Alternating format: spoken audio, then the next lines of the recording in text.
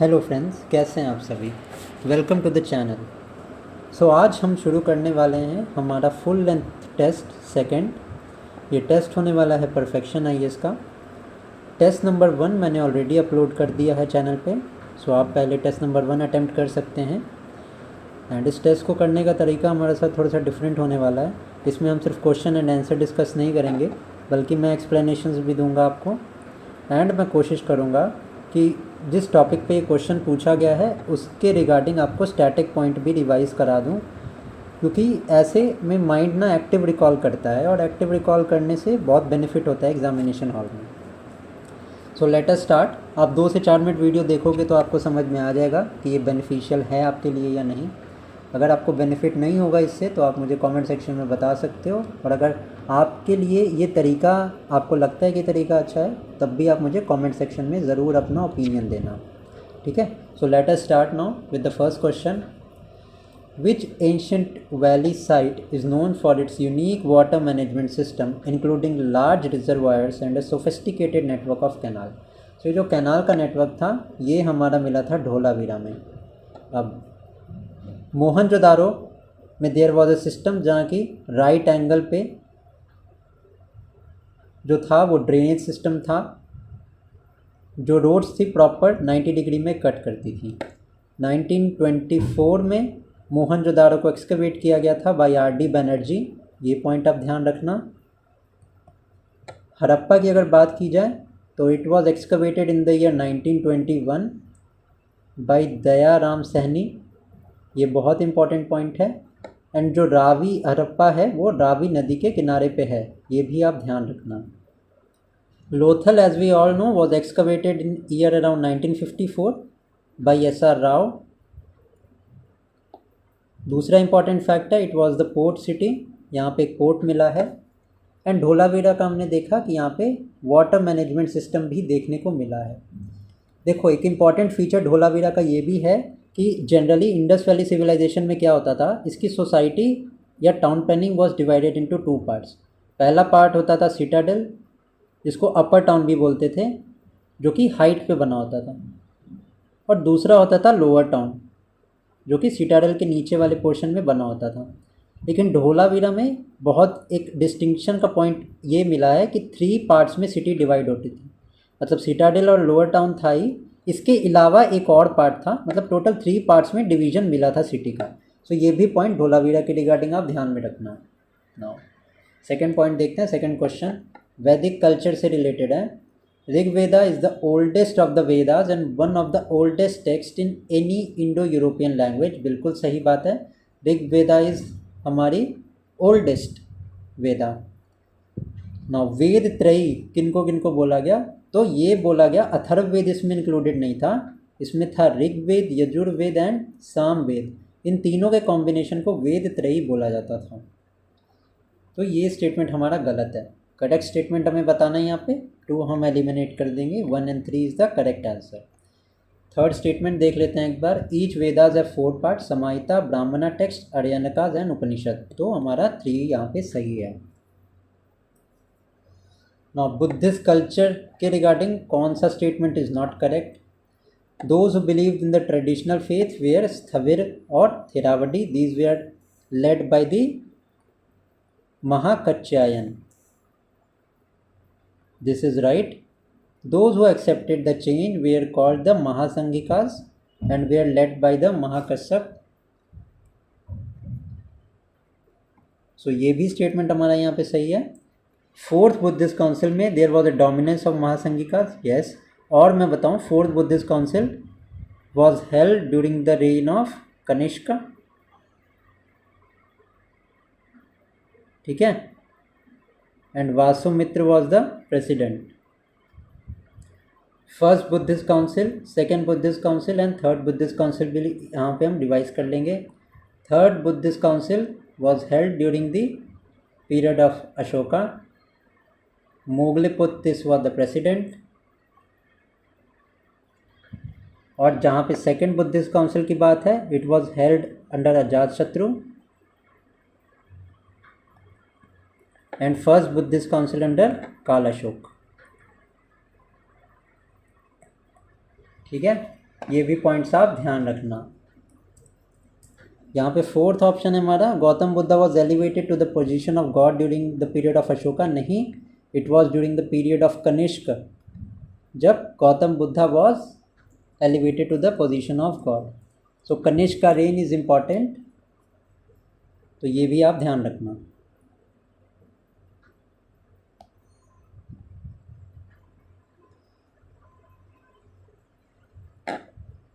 Fourth question is which tribal Republic is known to have issued several thousand copper coins as discovered by the archaeologist indicated their participation in the economic exchange. So इसका correct answer हमारा हो जाएगा copper coin सबसे ज़्यादा यदुयाज ने जो थे वो इशू किए थे। ये जो डायनेस्टी थी ये हमारी पंजाब एंड हरियाणा के साइड में थी, सतवानाज हमारी डेक्कन के साइड में थी, कुशानाज नॉर्थ वेस्टर्न साइड में थी, ठीक है, एंड शाकाज भी थे, ये भी हमारे नॉर्दर्न इंडिया के साइड में ही थे। तो आप इनकी लोकेशन भी याद रखना। सतवानाज का फाउंडर वॉज सिमुका, ये एक फैक्ट आप याद रखना। Next is question related to Harshavardhana. The Chinese emperor Tai Tsung sent an ambassador to Harsha's court. बिल्कुल सही क्वेश्चन है ये। चाइनीज एम्परर ताई सुंग ने एक एम्बेसडर सेंड किया था। Now hostilities between the Harsha and the Maitrikas of Vallabi ended in the marriage of Dhruva Bhatt with the sister of Harsha, Rajyashri। तो ये स्टेटमेंट इनकरेक्ट है, ठीक है, ये स्टेटमेंट इनकरेक्ट है। एंड थर्ड स्टेटमेंट है Harsha defeated the Chalukya king Pulakeshin two of Deccan. No, this is wrong. Pulakeshin ने defeat किया था हर्षवर्धन को, ठीक है। एंड उसके बाद टाइटल जो लिया था पुलिश्किन ने, परमेश्वरा का टाइटल। तो यहाँ पे हमारे स्टेटमेंट 3 स्टेटमेंट 2 गलत है, only the first statement is true. Now Theri Gatha is the collection of 73 poems written by Buddhist nun, which it is a part of which Buddhist canon? It is a part of खुड्डक निकाय, ठीक है। And खुड्डक निकाय जो है वो सुत्त पिताका का part है। 3 type की पिताकास थी बुद्धिस्ट उसमें। First is Vinaya Pitaka, second one is Sutta Pitaka, third one is Abhidhamma Pitaka. तो ये भी आप ध्यान में रखना। Which ancient text mentioned that the guilds in the Gupta era had a chief and executive officer, that guild laws were written and their decision were generally approved by the king? So it was Narada Smriti and Brihaspati Smriti जिसमें हमें guilds का वर्णन मिलता है। Next question देखते हैं।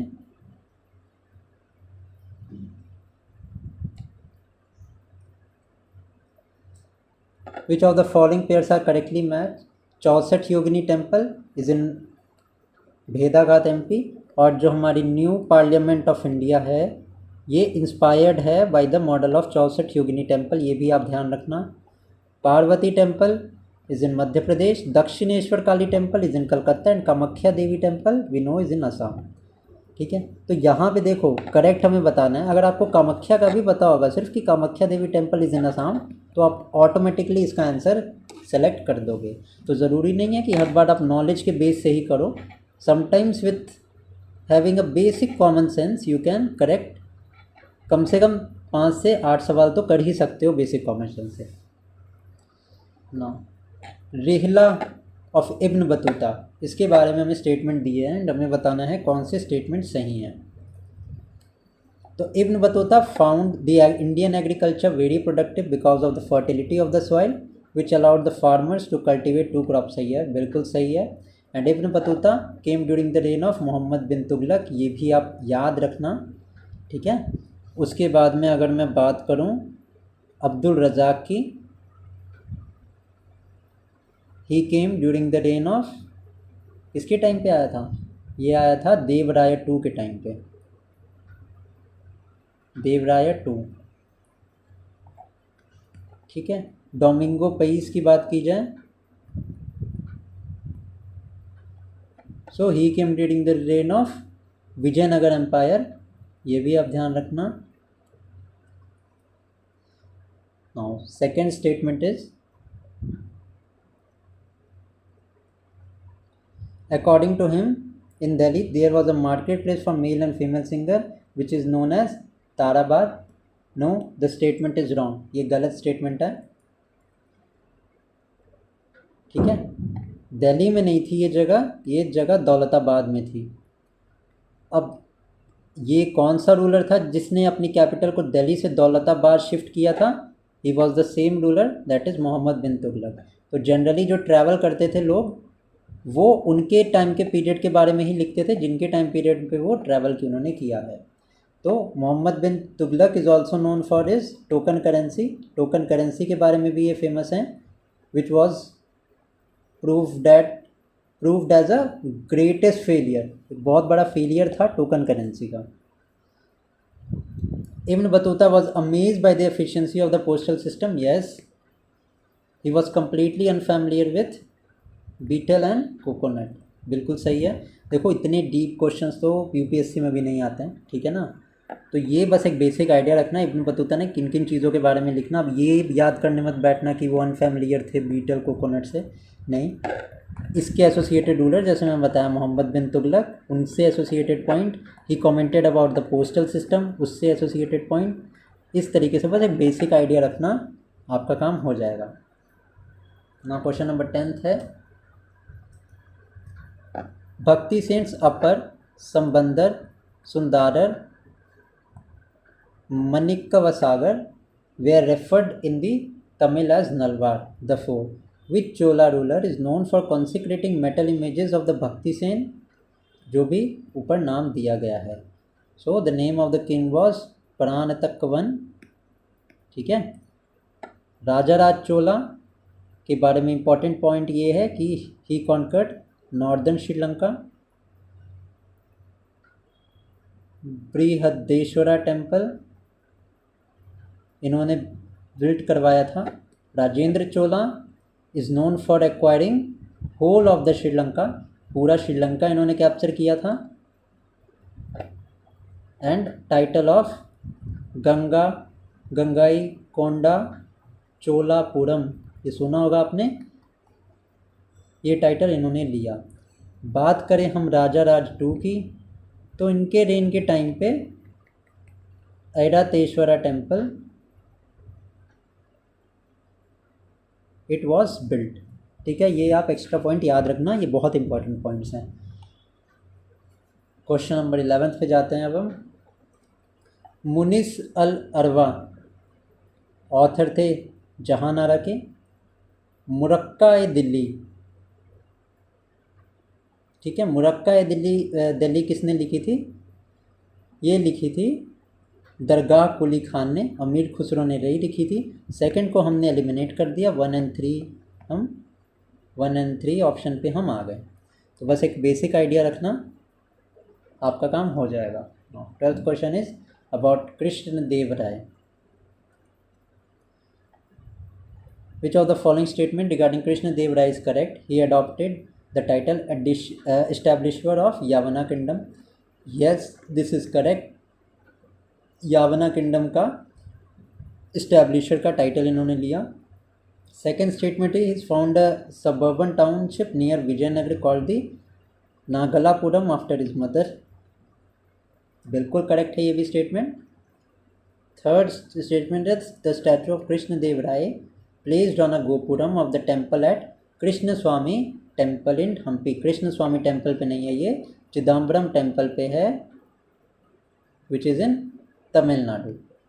ठीक है, थर्ड स्टेटमेंट हमारा गलत है, 2 स्टेटमेंट जो दिए हैं वो हमारे सही हैं। अलाउद्दीन खिलजी की बात करें, एग्रीकल्चर से रिलेटेड रिफॉर्म इन्होंने लेके आए। ठीक है,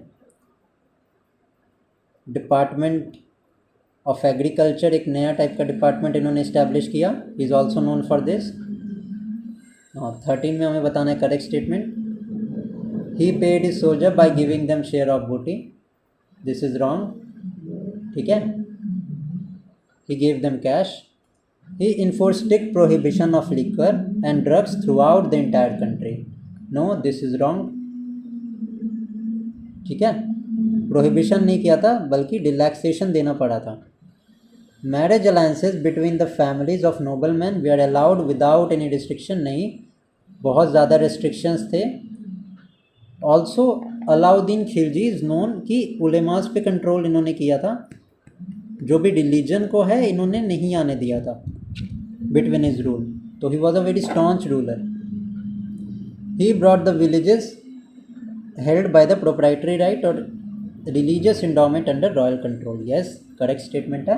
13 का डी हमारा राइट आंसर है। Now question number 14,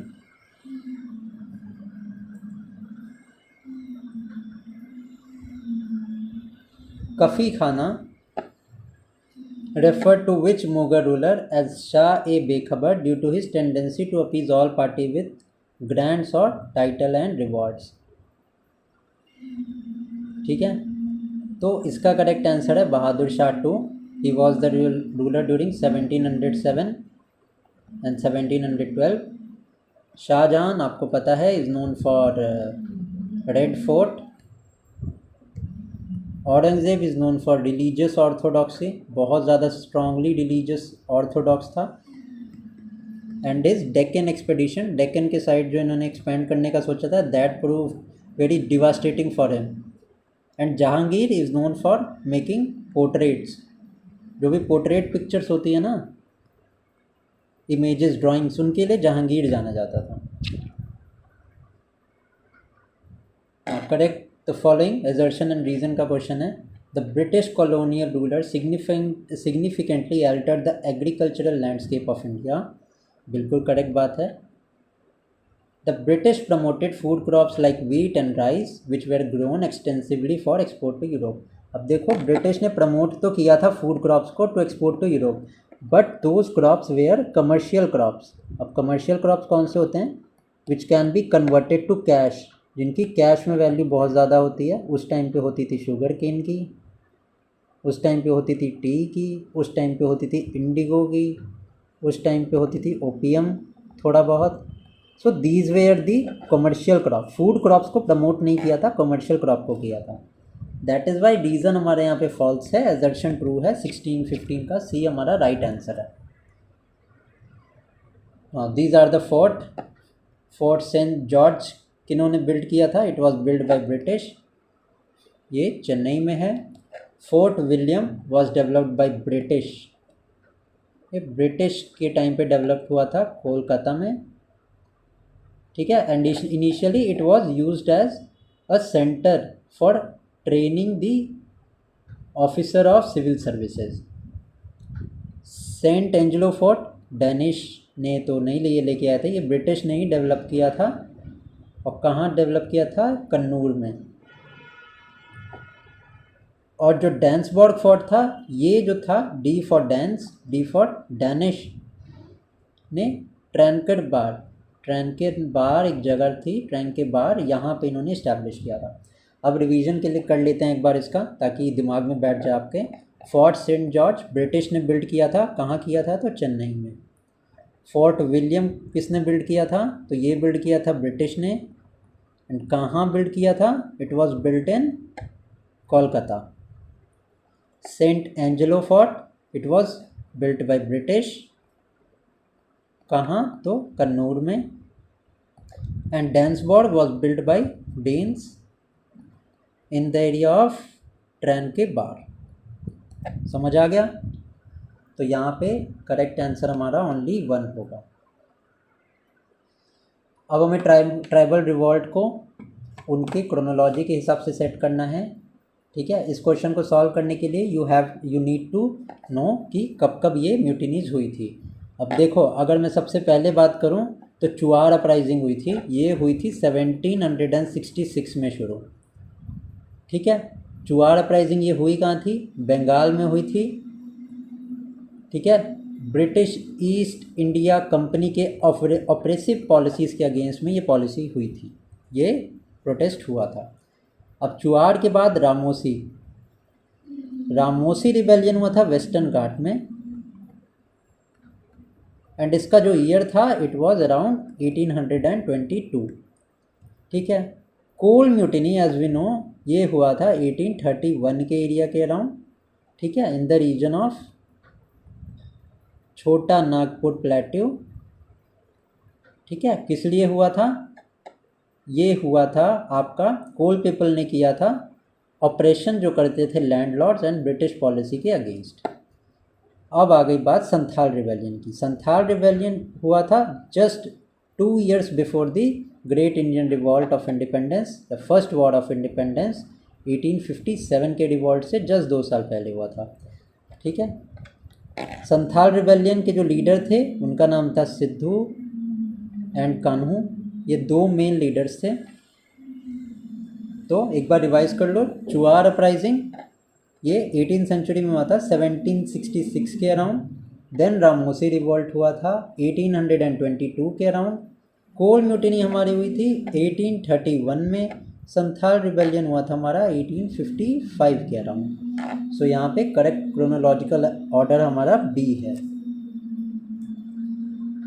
let's see next question. Gomasthas क्या होते थे प्री इंडिपेंडेंस इंडिया में? ये होते थे Indian agent of the British East India company who were employed to secure contract with local labour. अब देखो होता क्या था कि पहले के टाइम पे रॉ प्रोडक्ट्स 19th सेंचुरी में ब्रिटिश ने इंडिया से ले जाने शुरू किए, बट उसके पहले फिनिश गुड्स की बहुत ज़्यादा डिमांड होती थी जो रूरल एरियाज़ में बनते थे, और जो इलाइट पीपल थे of Europe they were using products which were manufactured by India. तो एक सिस्टम आया था ददनी सिस्टम, वो टेक्सटाइल से रिलेटेड था, जिसमें क्या होता था पेमेंट की जाती थी लोगों को फिनिश प्रोडक्ट बनाने के लिए। ठीक है, तो उस टाइम पे कुछ एजेंट्स को अपॉइंट किया करते थे ब्रिटिश ईस्ट इंडिया कंपनी जो लोकल लेबर्स के साथ कॉन्ट्रैक्ट करते थे। तो गोमस्थास वही होते थे। ठीक है, समझ आ गया बेसिक इसका। वॉरेन हेस्टिंग ने दस्तक का प्रोहिबिशन किया था। अब दस्तक क्या थी? Dastak where the trade permits. ये ट्रेड परमिट थे जो कि पहले नवाब ऑफ बंगाल ने दिए थे ईस्ट इंडिया कंपनी को ट्रेड करने के लिए। अब ईस्ट इंडिया कंपनी तो आई थी इंडिया में फॉर द कमर्शियल पर्पस, लेकिन बाद में उसको ये समझ में आ गया कि अगर हमको कमर्शियल पर्पस को फुलफ़िल करना है, यहाँ से प्रॉफिट बनाना है, तो हमें पॉलिटिकल इन्वॉल्वमेंट भी लेना होगा। तो दैट इज़ वाई धीरे धीरे ऑक्यूपाई करते गए चीज़ों को। ठीक है, फारूक सियार ने फरमान जारी किया था 1717 में, वो भी मैग्ना कार्टा माना जाता है उसको, विच वॉज वेरी इंपॉर्टेंट, जिसने ब्रिटिश के एक्सपेंशन में मदद किया। अब दस्तक थे, इनका जो था वो मिसयूज़ किया जा रहा था दस्तक का by the for the private trade. जो इंडिविजुअल लोग थे कंपनी के, जो कंपनी के लेबर्स थे, वो मिसयूज़ कर रहे थे इसका। That is why it was abolished by Warren Hasting. Warren Hasting से कुछ इंपॉर्टेंट न्यूज़ ये भी है कि रिंग फेंस पॉलिसी ये लेके आए थे। दूसरी है कि he was the first governor of Bengal. कौन से एक्ट से? 1773 का रेगुलेटिंग एक्ट। ठीक है, 1858 में गवर्नर जनरल ऑफ बंगाल बने वॉइसरॉय, नाम चेंज करके वॉइसरॉय रखा गया। एंड इन द ईयर 1858 के पहले 1833 में governor general of Bengal became the governor general of India, जो कि थे लॉर्ड विलियम बेंटिक। एंड 1858 में governor general of India became the viceroy whose name was Lord Canning, पहले वॉइसरॉय थे। ये समझ आ गया आपको basic. Now let's proceed to the next question. Partition of Bengal 1905 के रिगार्डिंग क्वेश्चन है। Official reason given by Lord Curzon for the partition of Bengal was to improve the administrative efficiency. बिल्कुल, ऑफिशियल रीज़न तो यही था, but the main reason was जो nationalist activity थी बंगाल में उसको ख़त्म करना। तो एडमिनिस्ट्रेटिव रीज़न था, ये बात तो सही है। Indian national Congress supported the partition, नहीं, कांग्रेस ने कभी पार्टीशन का सपोर्ट नहीं किया। And against the agitation against the partition included promotion of स्वदेशी मूवमेंट, बिल्कुल स्वदेशी मूवमेंट का प्रमोशन किया गया। 1905 में स्वदेशी मूवमेंट लॉन्च किया, जिसमें कि बॉयकॉट तो था ही, साथ में प्रमोशन ऑफ स्वदेशी भी था। National council of education, council of education ये भी इस्टेब्लिश की गई थी इन द ईयर 1906, ठीक है, जहाँ में वेरियस स्वदेशी इंस्टीट्यूशंस वेयर इस्टेब्लिश्ड। तो इसका सही आंसर हमारा होगा 1 और 3। इसका अबॉलिशन था पार्टीशन ऑफ बंगाल का, it was done in the year 1911, Delhi दरबार लगा था एक, वहाँ पे अबॉलिशन, इसको एनल कर दिया गया था, पार्टीशन को ख़त्म कर दिया गया था। ये भी फैक्ट आप ध्यान में रखना। बारदोली सत्याग्रह से रिलेटेड क्वेश्चन है। Bardoli Satyagraha was primarily a movement, ये देखो, ये सबसे पहली बात तो ये मूवमेंट 1928 में हुआ था, and it was not led by Mahatma Gandhi, ये ध्यान रखना, it was led by Sardar Vallabh भाई पटेल, ठीक है। ये मूवमेंट किस लिए था? Unfair increase in the land revenue, ये बॉम्बे के एरिया के अराउंड में हुआ था, ठीक है, तो ये आप ध्यान रखना। एंड जो सरदार का टाइटल था which was given to Vallabh भाई पटेल, इसी मूवमेंट के बाद जो वहाँ की वुमेन्स थी, जो औरतों ने पार्ट लिया था, उन्होंने सरदार का टाइटल दिया था after the Bardoli Satyagraha only. Next question, एक सेकेंड देना।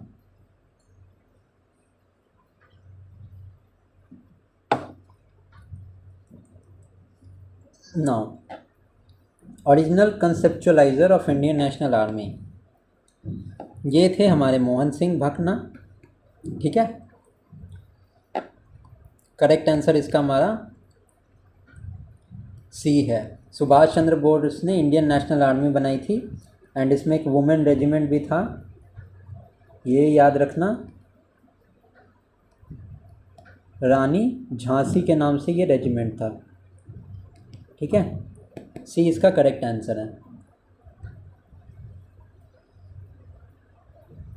नाउ हमको आइडेंटिफाई करना है about the freedom fighter. She is widely remembered for hoisting the Indian national congress flag at the Gowalia tank maidan Bombay during the quit India movement. जैसे ही flag hoist करने की बात आ जाए तो याद करना, ये किया था Aruna Asaf Ali. Irrespective of the fact कि क्वेश्चन में कुछ भी दिया हो, फ्लैग इन्होंने फहराया था क्विट इंडिया मूवमेंट 1942 के टाइम पे गवालिया टैंक बॉम्बे में। तो इसका आंसर अरुणा आसिफ अली हो जाएगा।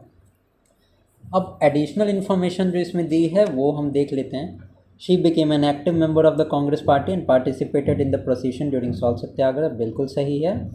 And in 1954 she helped in formation of national federation of Indian women, the women wing of the Communist Party of India, but left the party in 1956 following Nikita Khrushchev disowning of Stalin. First woman president of INC ये थी हमारी Annie Besant, and first Indian women president थी हमारी सरोजिनी नायडू। अब बात उठी गई है तो मैं बताता हूँ, सिर्फ एक सेशन प्रिसाइड किया था इंडियन नेशनल कांग्रेस का महात्मा गांधी ने, वो था वर्धा सेशन बेलागाम, ठीक है, इन द ईयर अराउंड मेरे ख्याल से 1924 में, ठीक है। तो ये भी आप ध्यान रखना। अब हमें पूछा है कि नॉन वायलेंट मूवमेंट कौन सा था। अब देखो, मैंने बारदोली सत्याग्रह के बारे में आपको बताया था, सत्याग्रह का मतलब ही था non violence.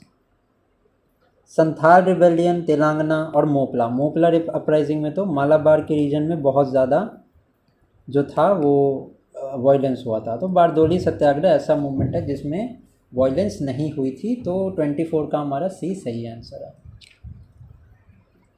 Which of the following statement is correct with reference to Mahatma Gandhi views toward the Swarajist leader. अब he oppose the council entry programme of the Swarajist, बिल्कुल सही।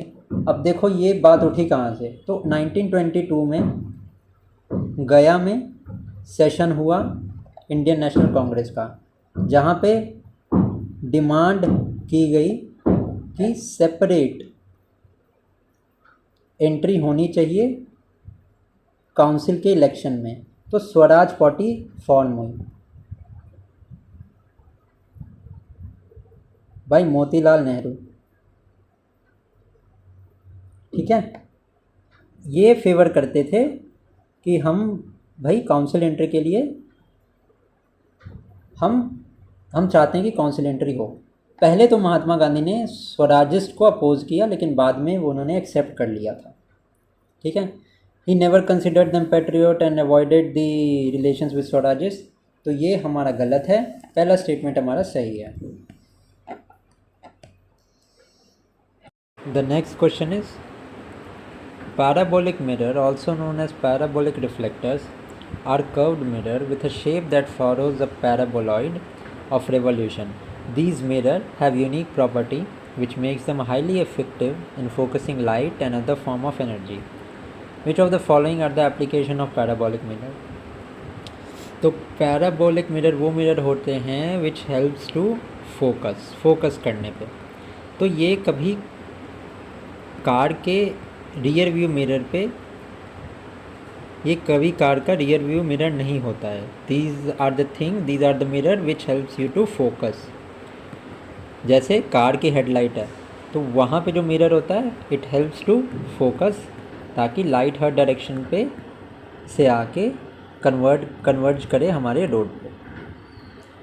दैट इज़ वाई यहाँ पे solar cooker, car headlight, acoustic application and satellite dishes, ये सब में parabolic mirror का use होता है। जबकि अगर कार के रियर व्यू मिरर की बात करें तो वहाँ कन्वेक्स लेंस यूज़ होता है। तो ये आप ध्यान रखना। डॉक्टर के मिरर की बात करें, which are use by dentist, वो भी लाइट को फोकस करने के काम आता है। That is why it is a concave mirror. Now, next question is, which of the following is not a fundamental force of nature? तो fundamental force of nature चार होते हैं। First is gravitational, second one is electromagnetic, third one is strong nuclear force and then is the weak nuclear force. Frictional force जो होता है ये surface को touch होने के बाद जो भी फोर्स पैदा होता है that is known as the frictional force. That is why it is not a fundamental force. अब यहाँ पे next question is, total internal reflection कहाँ पे ऑकर होती है? एंड ये phenomenon we can see in the optical fibres which are used in WiFi लगाते time, WiFi के टाइम पे जो वायर्स यूज़ होती हैं वो वायर हमारी ऑप्टिकल फाइबर्स होती हैं and they work on the principle of total internal reflection. Now ये ऑकर कब होता है? When the light travels from the denser medium to a rarer medium and angle of incidence is greater than the angle of critical angle. Angle of incidence क्या होता है? वो angle जहाँ पे लाइट आके सरफेस से टच हो रही है, वो जो एंगल बनता है that is known as the angle of incidence. Also ये तब भी बनता है when angle of incidence is greater than the critical angle. That is why B and C both the options are true. Why does glass sometime crack when hot water is poured into it? Glass क्यों crack करता है? क्योंकि glass is a poor conductor of heat and its expand unevenly. जब भी heat apply होती है glass पे वो बहुत ज़्यादा एक्सपैंड करता है and the result of expansion is that the glass breaks और cracks. Now, question number 30. Pseudohalogens are polyatomic molecules that resemble halogen, group 16 elements, 17 elements in their chemical properties. They can form anion, acids, and interhalogen compounds similar to halogens. Which of the following is example of pseudohalogen? So यहाँ पे हमारा cyanogen is an example of pseudohalogen. ठीक है, बाकी जो options है chlorine, iodine and fluorine, these all are example of halogens and these are not pseudohalogens. Next question is on the superconductivity. Superconductivity is a remarkable phenomenon where certain material exhibit zero electrical resistance. It is observed in materials when they are cooled to very low temperature. ठीक है, तो बहुत ज़्यादा low temperature पे उसको हम cool करते हैं, देन वहाँ पे resistance is nearly zero. Aromatic compounds exhibit exceptional stability due to the delocalization of the pi electron in a cyclic conjugate system. The concept of aromacity in organic compound is best explained by the Huckel's rule.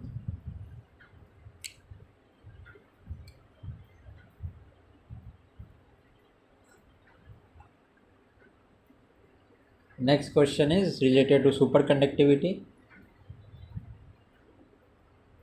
Now superconductivity क्या होता है? Superconductor एक material होता है, it is a special material that conducts electricity without any resistance. ठीक है, और ये अभी हमने देखा था, it is extremely low temperature पे जब हम करते हैं तो रेसिस्टेंस इज़ नियरली ज़ीरो. ठीक है, now let us see the options. Superconductivity is a complete absence of electrical resistance in certain material at low temperature. Correct है. सेकेंड स्टेटमेंट हमारा, conventional electric heating system is one of the potential application of the superconductivity. नहीं, ये गलत है. ठीक है, conventional electrical systems में resistance होता है, बट सुपरकंडक्टिविटी में रेसिस्टेंस नहीं होता है. That is why the statement is correct. MRI machines typically low temperature superconductors are employed. बिल्कुल सही. 1 and 3 स्टेटमेंट सही है. Only 2 statement are correct.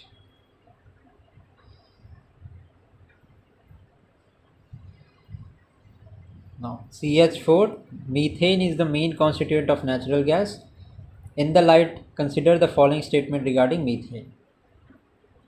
ठीक है, acidification of the ocean is a potential environment impact of methane emission. नहीं, acidification of ocean is due to excess amount of CO2 that is accumulated. हमें पता है ocean acts as a sink of carbon. Sink act करता है CO2 का. When this amount of carbon dioxide rises in the oceans, the phenomenon is known as the oceanic acidification. तो methane के emission से ये नहीं होता है. मीथेन का अगर सबसे ज़्यादा एमिशन होता है वो होता है बोवाइन या पोल्ट्री एनिमल रियरिंग से. ठीक है, देन राइस फील्ड, जहाँ हम पैडी लगाते हैं, राइस लगाते हैं, वहाँ से मीथेन का बहुत ज़्यादा एमिशन होता है. सो ये हमारा यहाँ पे गलत हो जाएगा. फर्स्ट ऑप्शन हमारा गलत है. Ministry of Environment, Forest and Climate Change of India plays a lead role in methane to market partnership, an international initiative to reduce methane emission. अब ये M2M के बारे में तो सही इन्फॉर्मेशन दिया है, but ministry of environment affairs नहीं है इसके पीछे. It is US environment agency जो रोल प्ले कर रही है. Release of methane primarily derived from the gas hydrate has a potential to trigger submarine landslide. बिल्कुल करेक्ट है. ऑप्शन सी हमारा सही आंसर है. अब question number 35. China is building an enormous telescope in the Western Pacific Ocean.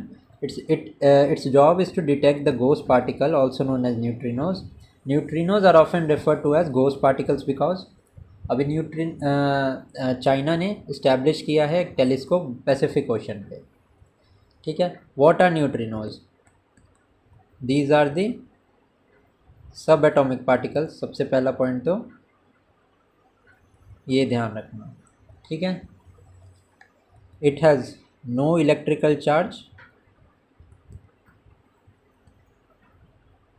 और जब electrical charge नहीं है तो मास जो है इसका बहुत कम है या नेग्लिजिबल अमाउंट ऑफ मास, ठीक है। And these are abundant in the universe. तो हमें यहाँ पे गोस्ट पार्टिकल्स क्यों बोला जाता है?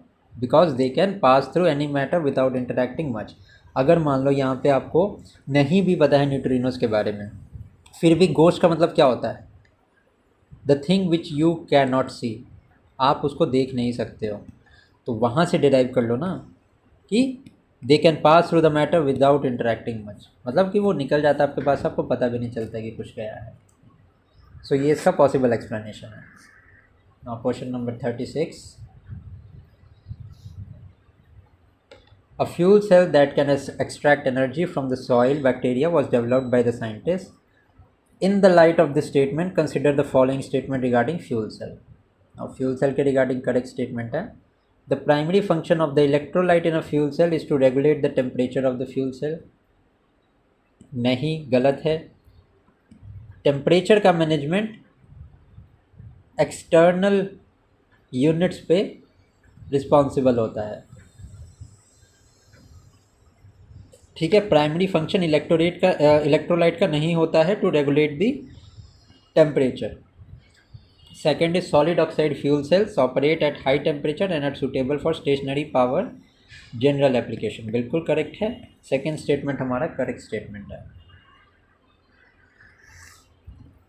Sunscreens are vital for protecting the skin from the harmful effect of ultraviolet. Two most common active ingredients found in the sunscreen are, so these are zinc oxide and these are titanium oxide. ये आप note कर लेना। और preservative की बात की जाए, sodium बेंजोनेट, ये नाम ध्यान में रखना। And there is a specific chemical which is responsible for decline in the population of vultures is diclofenac, ठीक है। बी हमारा सही आंसर है इसका। बाकी पॉइंट्स भी आप ध्यान रखना। Now these are like instruction manual for living things. They contain all the information needed to determine how an organism looks, behaves and functions. These are not merely depositories of genetic information. They are actively involved in various cellular processes. The passage describes which of the following? So this passage describes chromosomes, क्योंकि chromosomes में contain some amount of DNA. DNA में traits, qualities होती हैं which determine the कि cell का structure कैसे होगा, ठीक है। दीज कंटेन्स द डाटा, तो यहाँ पे क्रोमोसोम हमारा सही आंसर है। राइबोसोम का काम क्या होता है? तो सिंथेसाइज प्रोटीन, प्रोटीन सिंथेसिस का काम होता है। Mitochondria is the powerhouse of the cell, ये तो पता ही होगा। And lysosomes, these are the suicidal bag of cells. So ये भी लाइजोसोम्स आप ध्यान रखना।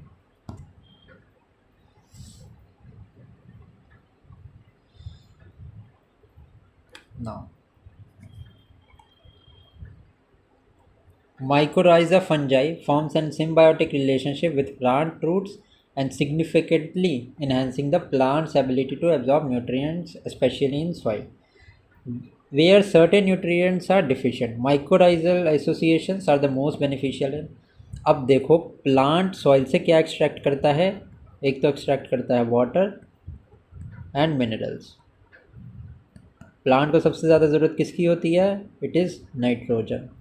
तो जो माइकोराइजा का काम होता है इसका काम होता है नाइट्रोजन डिफिशिएंट सॉइल्स में नाइट्रोजन प्रोवाइड करना फॉर प्लांट ग्रोथ। ठीक है, ये इसका सही आंसर है। Which organization initiated the Inspire program to attract the talented youth to career in science, research and innovation? So, Inspire program is launched by the Department of Science and Technology, DST. Question number 41 important है, इसको notes में add कर लेना। Yaounde declaration was signed and the Yaounde conference को hosted by the World Health Organization and the government of Cameroon. It is related to curb the death related to anaemia. ठीक है, Cameroon में sign हुई थी ये। और Yaounde declaration is related to malaria, इसको ध्यान रखना। मरकरी के लिए अगर मैं बात करूं तो there is Minamata.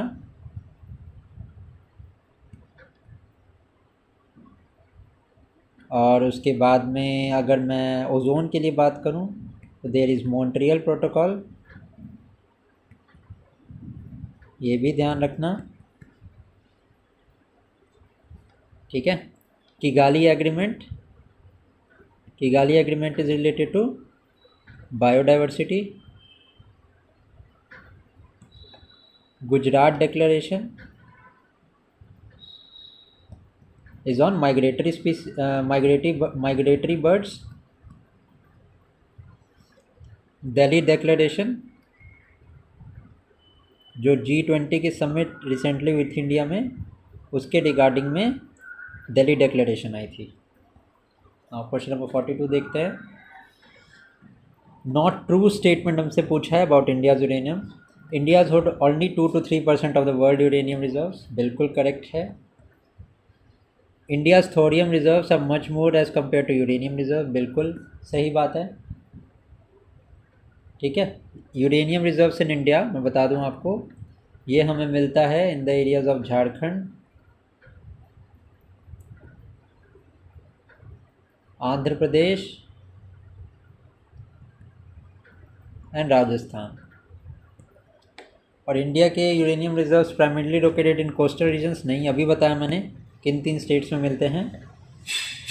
And India imports uranium mostly from Kazakhstan. This is wrong, this is right, क्योंकि Kazakhstan is the largest producer of uranium. C हमारे यहाँ पे नॉट ट्रू स्टेटमेंट है। 43 why are the antioxidants from fresh fruits and vegetable beneficial for health? क्योंकि ये help करते हैं हमें हार्मफुल फ्री रेडिकल को न्यूट्रलाइज करने में during the process of metabolism. Now question number 44, कौन सा statement accurately describes virus? Virus can produce their own energy, गलत स्टेटमेंट है। They have to rely on the host cell. तभी तो कोविड-19 का जो वायरस था ये ह्यूमन बॉडी के अंदर आके अपने आप को सिंथेसाइज करके और तब फैलता था। लिंक कर पा रहे हो? तो खुद की एनर्जी नहीं होती है वायरस के पास। They can replicate independently outside the host of cell? No, not outside but inside the host cell.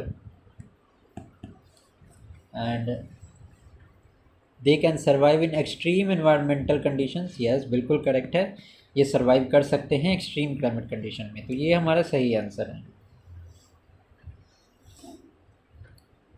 And the fourth is they contains enzyme for energy generation. Wrong, they do not contain enzymes. Host के cell से वो enzyme लेते हैं। Parthenogenesis is a form of asexual reproduction in which an embryo develops from an unfertilized egg. Parthenogenesis क्या है? It is a form of asexual reproduction जहाँ पे embryo develop करता है एक अनफर्टिलाइज्ड एग से। ये अलग अलग organism and some of the plants में भी होता है, इन्वर्टिब्रेट्स में होता है। इन्वर्टिब्रेट्स का अगर मैं एग्जांपल दूँ तो यहाँ पे लिजर्ड एंड फिश, इन दोनों में। जो पार्थोजेनेसिस से जो प्रोडक्ट होता है या जो बेबी होता है, it is identical to the mother. ठीक है, कुछ जेनेटिक वेरिएशन होते हैं बट मोस्टली आइडेंटिकल होता है मदर के। Next question is not a high level programming language. तो पाइथन, जावा, C++ तो प्रोग्रामिंग लैंग्वेज है, असेंबली लैंग्वेज कोई लैंग्वेज नहीं है। अब इसकी डेफिनेशन ही याद कर लेना, एक बार देख लेना। Network topology refers to the arrangement और layout of the element of communication network. This includes both physical and logical connection between the devices. Which type of network topography connects all devices to a central hub or switch? It is the star topography that connects. Now, when traveling from a mountainous region to a plain at the same latitude, what situation will person constantly observe? Increased atmospheric pressure, बिल्कुल। Decrease annual पर्सिपिटेशन, decrease नहीं, अगर mountain से plane की तरफ जाएगा तो पर्सिपिटेशन will increase. ठीक है, माउंटेन्स में बारिश कम होती है, प्लेन्स में ज़्यादा होती है, ये स्टेटमेंट हमारा गलत है। The third is rise in average wind speed, no, there is a fall in average wind speed. Mountains पे there is a phenomenon known as mountain breeze, जिसकी वजह से बहुत ज़्यादा विंड स्पीड होती है माउंटेन्स पे। That is why correct statement हमारा ओनली 1 है। एक second,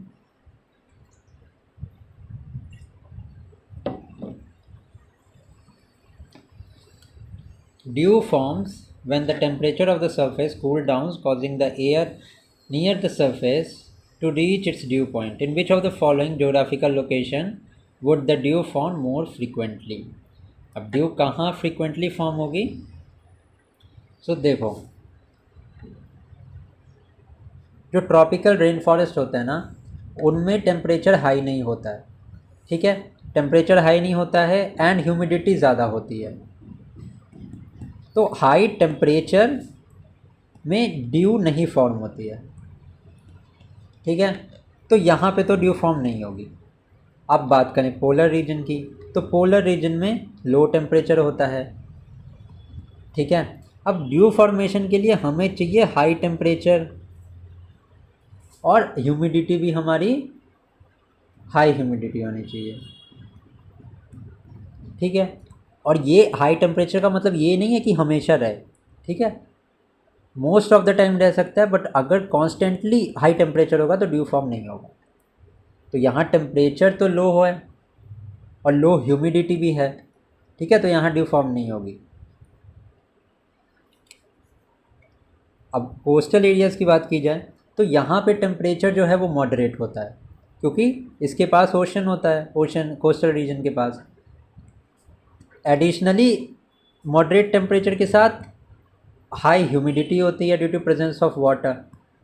so these condition are very much adequate for formation. बहुत ज़्यादा हाई टेम्परेचर है तब भी नहीं फॉर्म होगी, क्योंकि तो सब तो इवापोरेट ही हो जाएगा उसमें। ह्यूमिडिटी तो हाई होनी चाहिए, एक्सट्रीमली लो ह्यूमिडिटी में ड्यू फॉर्म होगी नहीं। That is Y moderate temperature with high humidity is the most ideal condition for due formation. अब ये मैप बेस्ड क्वेश्चन है कि कौन सी कंट्री साउथ पोल के क्लोजेस्ट है, तो इसका आंसर चाइल्ड है। Now evolution of earth atmosphere पे ये क्वेश्चन है। The origin of earth atmosphere is closely linked by the outgassing of the earth interior, correct है। Ozone and oxygen was a significant component in the early atmosphere and played a role in greenhouse effect. अरे green house effect की तो primary gas carbon dioxide है, ozone कहाँ से आ गई? गलत statement है। 2 को हमने एलिमिनेट कर दिया, स्ट्रेट अवे हम 1 और 3 आंसर पे आ गए। अब बात करते हैं नदर हेमिस्फेयर की। नदर हेमिस्फेयर के रिगार्डिंग हमें बात करनी है। अब देखो, नॉर्थ हेमिस्फेयर का क्या मतलब होता है? जब सन की लाइट डायरेक्टली नॉर्दर्न हेमिस्फेयर पे कब पड़ती है? जब समर सोल्स्टिस होता है। समर सोल्स्टिस कब होता है? ये होता है 21 जून को। दूसरा पॉइंट, विंटर सोल्स्टिस 22 दिसंबर को होता है नॉर्दर्न हेमिस्फीयर के अनुसार, ठीक है। 21 मार्च को स्प्रिंग ऑफ इक्विनॉक्स होता है, ऑटम नहीं, स्प्रिंग ऑफ इक्विनॉक्स होता है। अब ठंड के बाद तो स्प्रिंग ही आता है ना, ऑटम कहाँ से आएगा। हमें करेक्टली मैच बताना है यहाँ पे। तो ये ऑटम वाला तो गलत हो गया, 1 हमारा स्ट्रेट अवे गलत है, 2 और 4 डायरेक्टली हम आंसर पे आ गए यहाँ पे।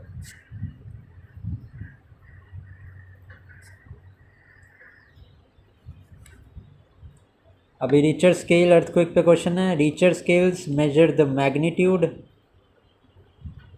इंटेंसिटी को मेजर करता है मर्सली स्केल। तो ये दोनों स्टेटमेंट तो गलत हैं क्योंकि रिवर्स ऑर्डर में लिखा है।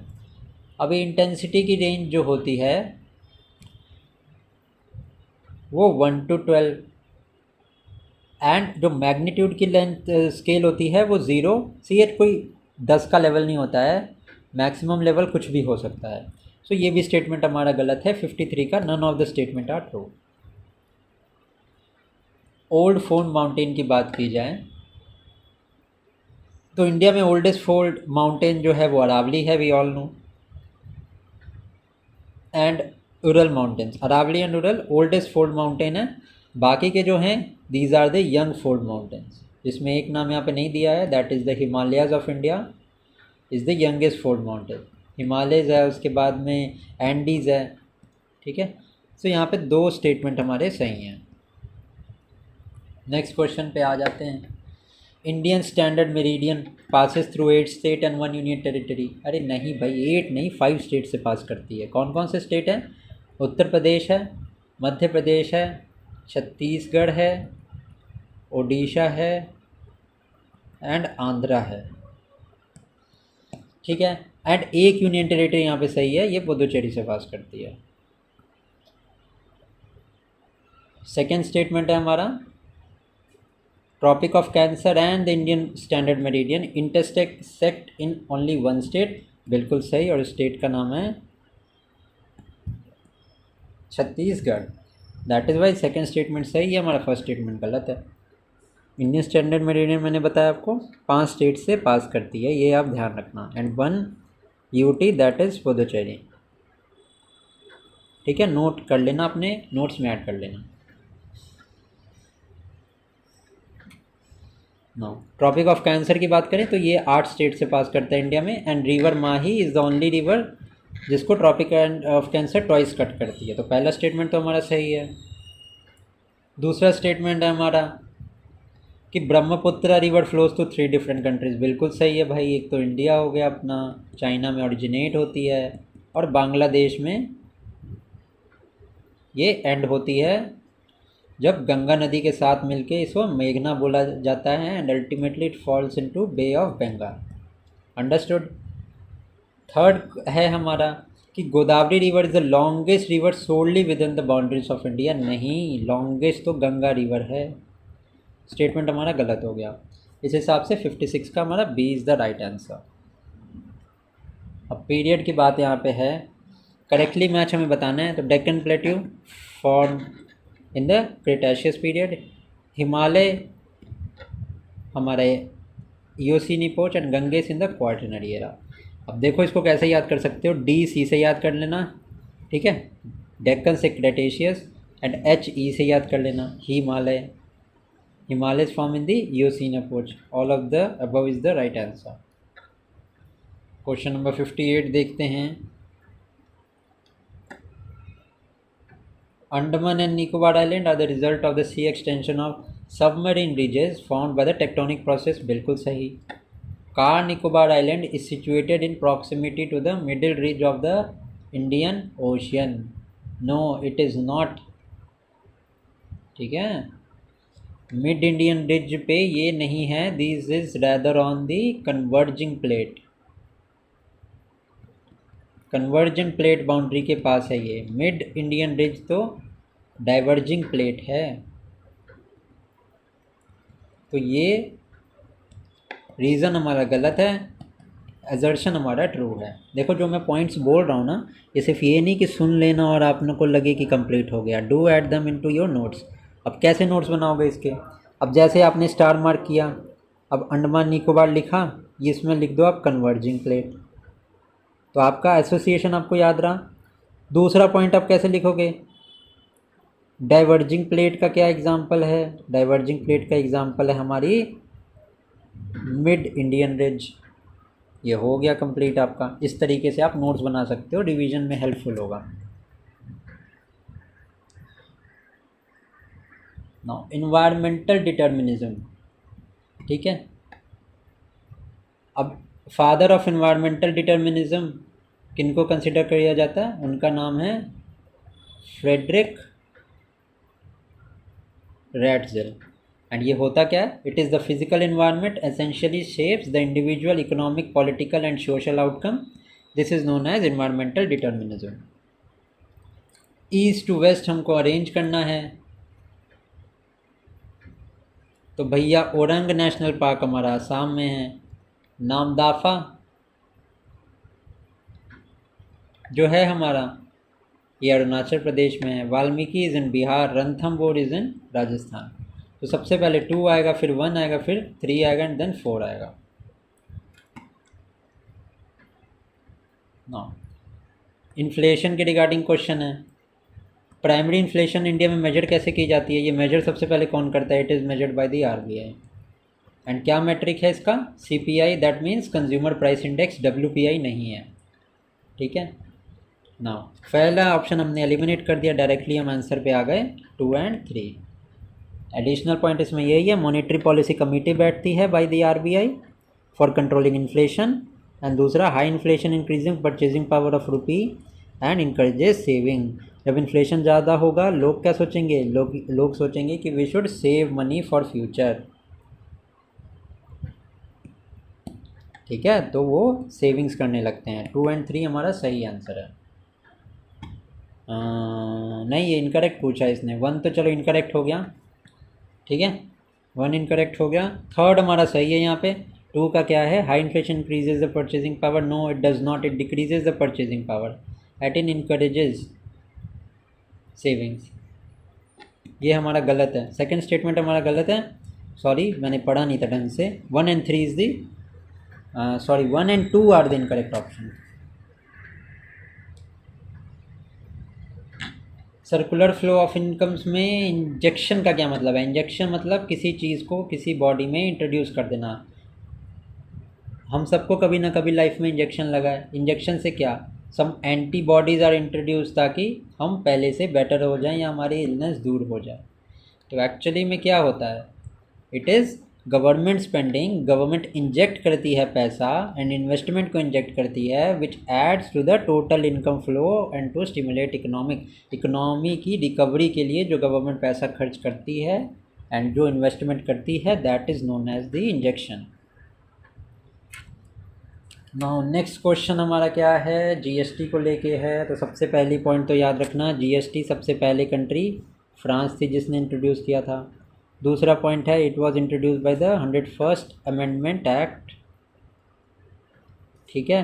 जीएसटी काउंसिल की अगर बात की जाए तो जीएसटी काउंसिल का mention article 279A of the Indian constitution में है, ठीक है।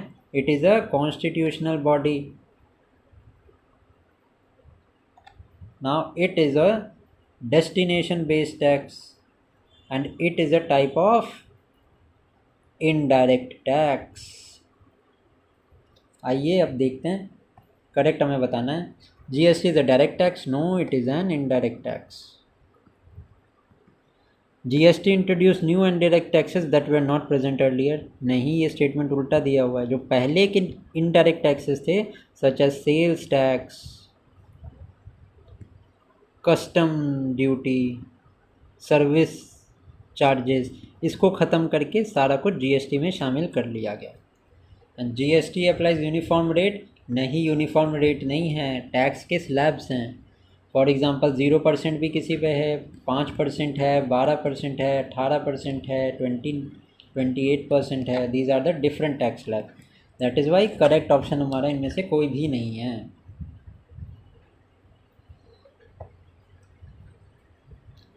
बात करें अगर सेबी की, तो भैया सेबी की क्या काम है? It is there to regulate the stocks in India.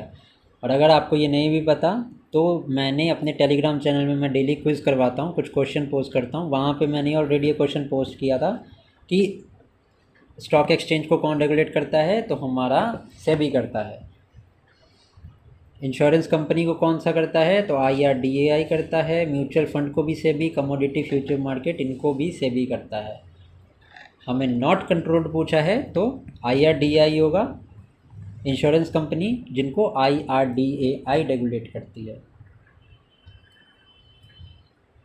अब पब्लिक प्राइवेट पार्टनरशिप पे ये क्वेश्चन है हमारा, तो आइए देखते हैं क्या है question. It involves collaboration between the government and the private sector for infrastructure development. बिल्कुल सही बात है। Private company bear all the financial risk. नहीं, जब सारी financial risk private companies bear करेंगी तो गवर्नमेंट क्या करेगी? ऑल रिस्क बियर नहीं करती है। There is some surety by the government. तो ये स्टेटमेंट हमारा गलत हो गया। थर्ड स्टेटमेंट हमारा कि इट में follow built operate transfer model. ठीक है, मतलब क्या कि आप पहले बिल्ड करो, फिर ऑपरेट उसको हम करेंगे and then the money will be transferred. BOT model is example of PPP project. दो स्टेटमेंट हमारे सही हैं यहाँ पे। नो, GDP पे क्वेश्चन है।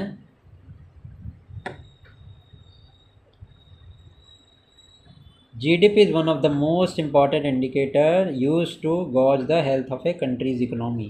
Which of the following mentioned component are not included in the calculation of GDP? तो भैया ट्रांसफ़र पेमेंट इंक्लूड नहीं। ट्रांसफ़र पेमेंट क्या होती है? The money that is sent by the government. For example subsidy, unemployment का कोई benefit है, जैसे गैस की सब्सिडी आती है अकाउंट में, उज्ज्वला योजना की जो सब्सिडी आती है वो ट्रांसफ़र पेमेंट है। अगर कोई गवर्नमेंट अनएम्प्लॉयमेंट अलाउंस देती है वो ट्रांसफ़र पेमेंट में आता है। तो ये हम GDP में इंक्लूड नहीं करते हैं। I hope you understood this now. Fiscal policy, देखो सिंपल सी एक बात बता देता हूँ। मॉनेटरी पॉलिसी को कंट्रोल करने का काम किसका है? तो मैंने आपको पहले बताया, this is the work of RBI। Fiscal policy की बात करें तो ये गवर्नमेंट के हाथ में होती है। और गवर्नमेंट कैसे कंट्रोल करती है? Bye budget. बजट में कई तरह के छूट मिलते हैं, कई तरह के आपको वहाँ पे नुकसान भी देखना पड़ता है। तो वहाँ से जो गवर्नमेंट अपनी फिस्कल पॉलिसी को कंट्रोल करती है, that is done by the union government. आइए पहला स्टेटमेंट देखते हैं, हमें बताना है incorrect statement. The state government present their fiscal policies in union budget. गलत है। स्टेट गवर्नमेंट यूनियन बजट में क्यों करेगा? ये अपने स्टेट का बजट में आएगा। No, fiscal policy only use tax cut and subsidy to achieve economic objective. नहीं, rationalising, fiscal consolidation, fiscal stimulus, these all are the various method जहाँ से फिस्कल पॉलिसी गवर्नमेंट कंट्रोल करती है। ये भी स्टेटमेंट गलत है। फिस्कल सरप्लस, सरप्लस कब होता है? जब आपका profit is more than what you spend. Expenditure से प्रॉफिट ज़्यादा है। तो यहाँ पे क्या लिखा है? When the government expenditure exceed it's revenue. तो जब एक्सपेंडिचर आपका ज़्यादा होगा आपके रेवेन्यू से तो आपको डेफिशिएट होगा, ना कि सरप्लस। ये भी स्टेटमेंट गलत है। यहाँ पे हमारे तीनों स्टेटमेंट गलत हैं।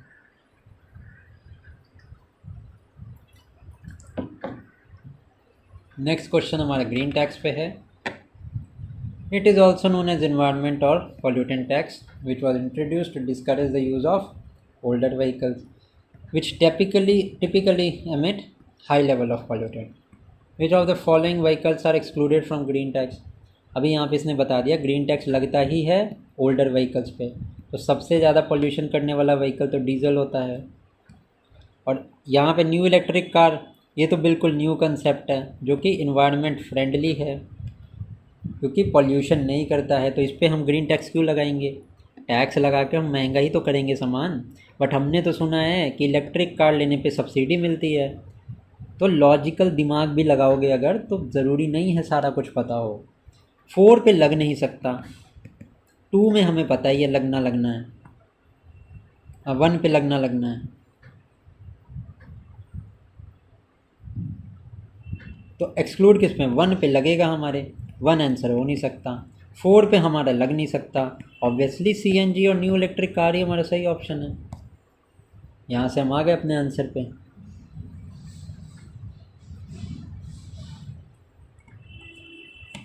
Next option is outright open market operation. Open market operation क्या होता है? जब गवर्नमेंट की सिक्योरिटीज सेल करता है RBI टू कंट्रोल इन्फ्लेशन, तो इन्वॉल्व परमानेंट और sale of government security by the central bank to adjust the level of reserve in the banking system and influence the money supply. Money supply is directly related to inflation, that is why ये हमारा most logical answer है। No, question number 70 देखते हैं। Correct statement regarding the Reserve Bank of India. RBI is the central bank of India responsible for monetary policy and financial regulation. भैया बिल्कुल correct बात है। Monetary policy committee determines the repo rate, a key tool for managing inflation, बिल्कुल सही है। RBI issues all the major currency circulating in India including rupee and foreign exchange.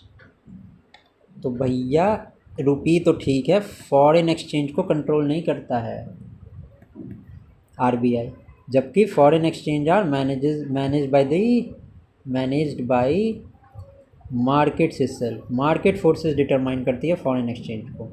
3 हमारा गलत है, 1 and 2 is the right answer. Rashtrapati Bhavan Durbar hall has been renamed as Mandap Ashok hall. दरबार hall का नाम क्या रखा गया है? गणतंत्र मंडप रखा गया है, एंड अशोक हॉल का नाम अशोक मंडप रखा गया है। 71 का A is the right answer. 72, consider the following statement about the foreign exchange rate in India. Higher foreign exchange rate reflects the appreciation of rupees against the other currencies. So बिल्कुल सही बात है। जितना ज़्यादा फॉरेक्स रेट होगा मतलब रुपी currency ने appreciate किया है, ऊपर की तरफ गई है as compare to the US dollar, ठीक है, और any other foreign currency. RBI directly intervenes in the foreign exchange market to maintain a fixed exchange rate. No, it is not. RBI directly intervene नहीं करता है, but the foreign exchange is determined by the market forces. A depreciating rupee can make export more competitive in the global market. अब इसका क्या मतलब है? depreciating rupee का मतलब है रुपी की वैल्यू, रुपी सस्ता हो गया है as compare to US dollar. मान लेते हैं US डॉलर कंपैरिजन में, तो इससे क्या फ़र्क पड़ेगा? हम देखो 2 करते हैं फॉरेन एक्सचेंज के, एक तो हम एक्सपोर्ट करते हैं, दूसरा हम इंपोर्ट करते हैं।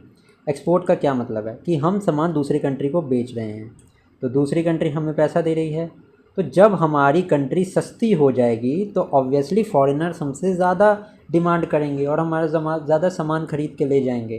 तो जब वो ख़रीद के ले जाएंगे, इसका मतलब क्या है कि एक्सपोर्ट हमारा बढ़ जाएगा, इंपोर्ट हमारा घट जाएगा, क्योंकि इंडियंस को महंगा पड़ेगा बाहर से सामान मंगवाना, क्योंकि रुपी जो है वो सस्ता हो गया है। That is why we have to pay more to get the same amount. तो 3 क्वेश्चन स्टेटमेंट नंबर 3 सही है हमारा। 1 and 3 only is the right answer. FDI के रिस्पेक्ट में कौन सा स्टेटमेंट इनकरेक्ट है? It refers to the investment of a capital by a foreign entity into a business operating in another country, बिल्कुल correct है ये। FDI brings in much needed foreign capital which can be used to finance infrastructure development, invest in new technologies and create job, ये भी correct है। Third statement हमारा, India received a total record $70.97 billion in FDI inflows, this is also correct. And top sources of FDI countries, ये आप याद ही कर लेना। सबसे ज़्यादा इंडिया में आता है फ्रॉम दी मॉरिशियस, देन आता है हमारा सिंगापुर, देन आता है हमारा यूएसए, देन आता है हमारा नीदरलैंड, देन आता है जापान। तो यूएई नहीं है यहाँ पे, यूएसए होगा, that is Y D option is incorrect.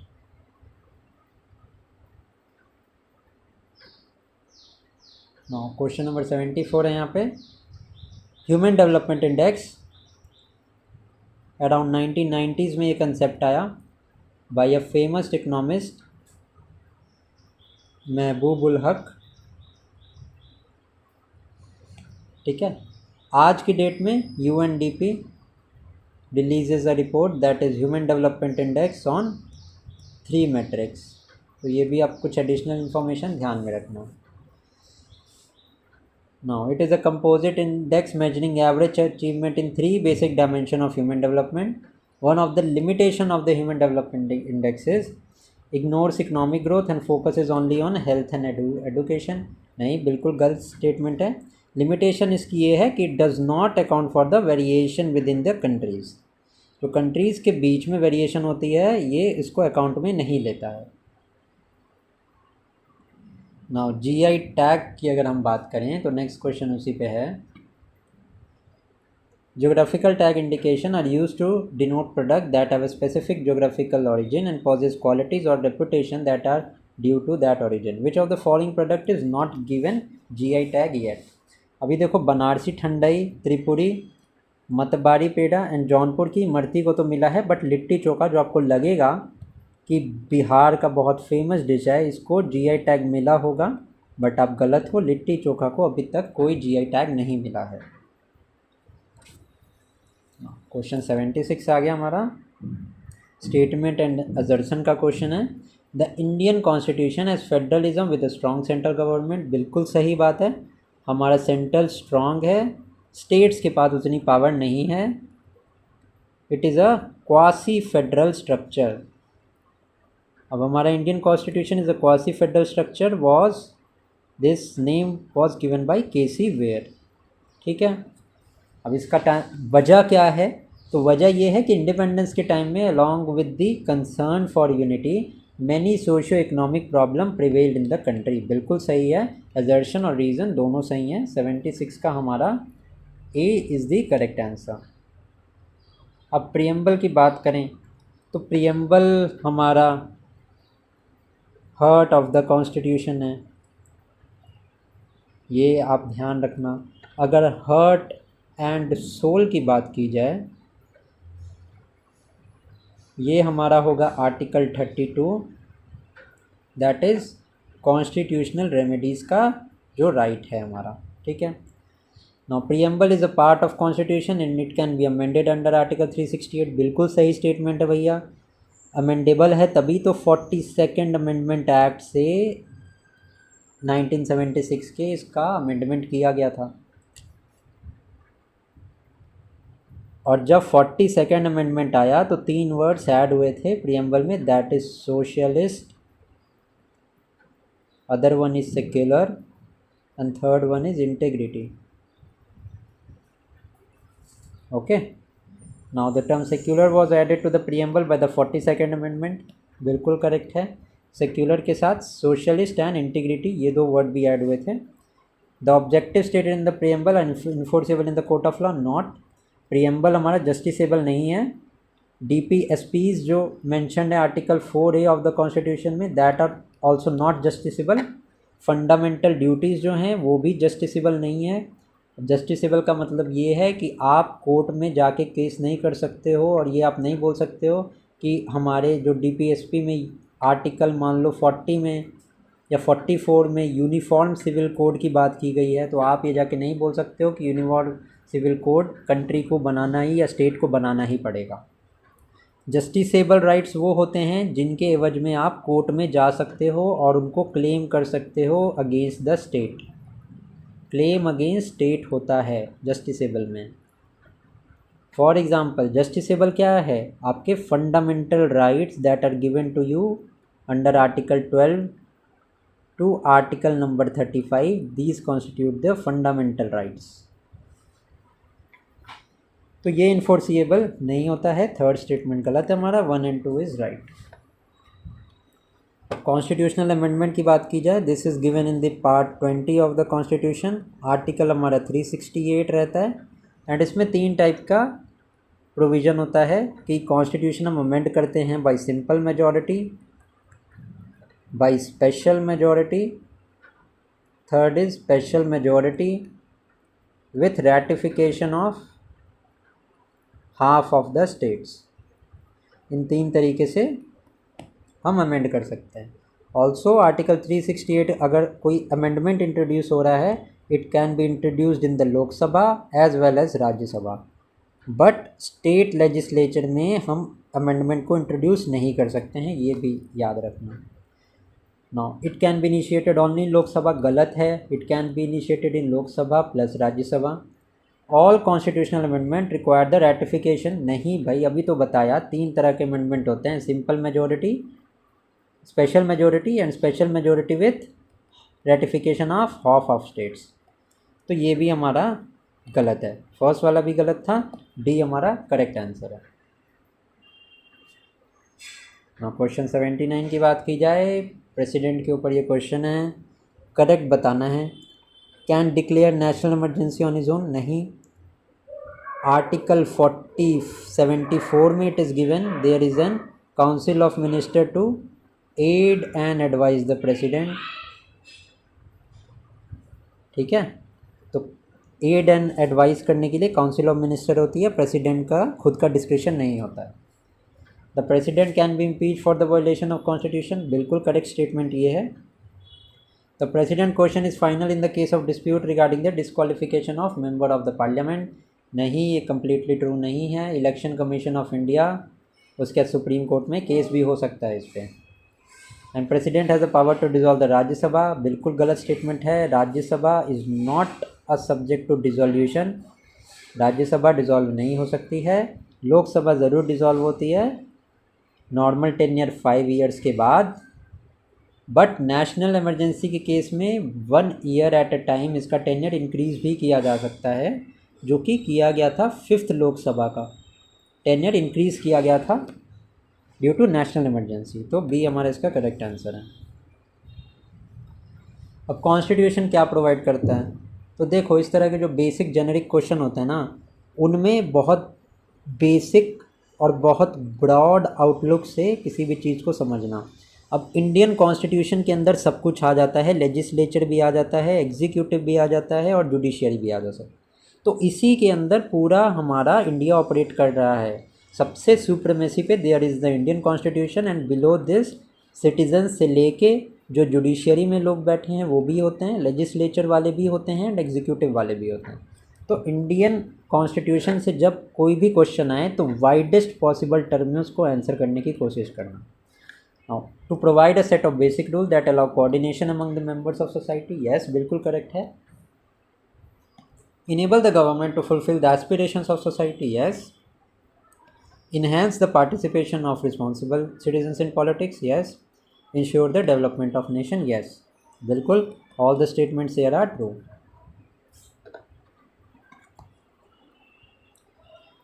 After partition, the number of members in the Constituent Assembly reduced to 398. बिल्कुल गलत है। पार्टीशन के बाद the members were 299. पहले ज़रूर मेंबर्स थे 389, बट पार्टीशन के बाद 299 मेंबर्स हुए थे। Now 384 members of the Constituent Assembly present on November 26 signed the draft constitution, नहीं 384 नहीं 284 मेंबर्स ने साइन किया था ड्राफ्ट कॉन्स्टिट्यूशन। तो 1 and 2 दोनों स्टेटमेंट हमारे गलत हैं। अब है इनकरेक्ट स्टेटमेंट हमें बताना है। The original jurisdiction of supreme Court establishes it as umpire in all dispute regarding federal matters. Original jurisdiction of supreme Court is mention in article 131। अब 131 की बात करूँ तो इसमें dispute between centre and a state, dispute between centre and 2 states, between 2 और more states, तो ये original jurisdiction के अंदर आता है which is under article 131। Original jurisdiction सिर्फ सुप्रीम कोर्ट के पास होता है, हाई कोर्ट के पास नहीं होता है, तो ये स्टेटमेंट बिल्कुल सही है। If the lower court has sentenced a person to death, then an appeal can be made to the high court और सुप्रीम कोर्ट, बिल्कुल सही स्टेटमेंट है। Indian judiciary is an integrated judiciary. Integrated का मतलब क्या होता है? इंटीग्रेटेड का मतलब होता है देयर इज़ हायरार्की। हायरार्की कैसे है? तो supreme court at the top, high court at the bottom, at the middle level, and the lower court at the small level. सबसे लोअर लेवल पे लोअर कोर्ट है। लोअर कोर्ट ने कोई order किया, उसके अगेंस्ट इंसान हाई कोर्ट में जा सकता है, एंड अगर हाई कोर्ट ने ऑर्डर किया then a person can to go to the supreme court, and supreme court का जो वर्डिक्ट होगा that is binding on parties. तो ये इंटीग्रेटेड जुडिशरी का मतलब है। इस हिसाब से स्टेटमेंट इज ट्रू।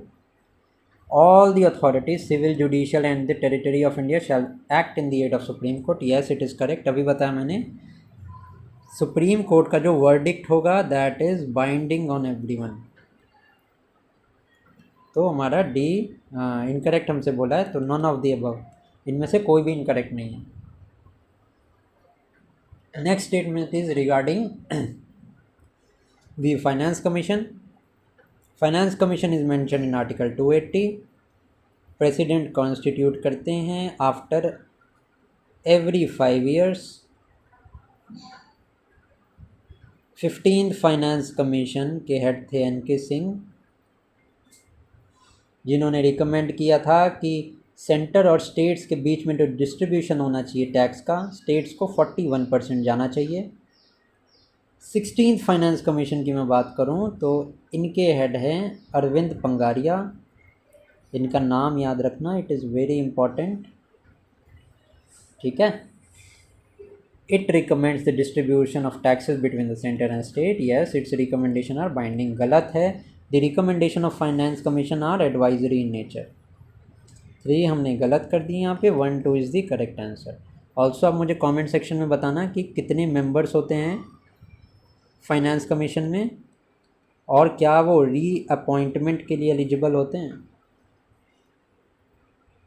ये आप मुझे कमेंट सेक्शन में बताना।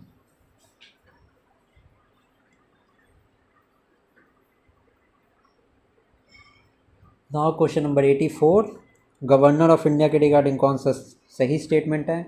Governor can pardon death sentences. No, death sentence को पार्डन नहीं कर सकता गवर्नर। ना ही गवर्नर हमारे मार्शल लॉ के ऊपर में कोई वर्डिक्ट दे सकते हैं, या मार्शल लॉ के कोर्ट के अगेंस्ट में कोई वर्डिक्ट दे सकते हैं।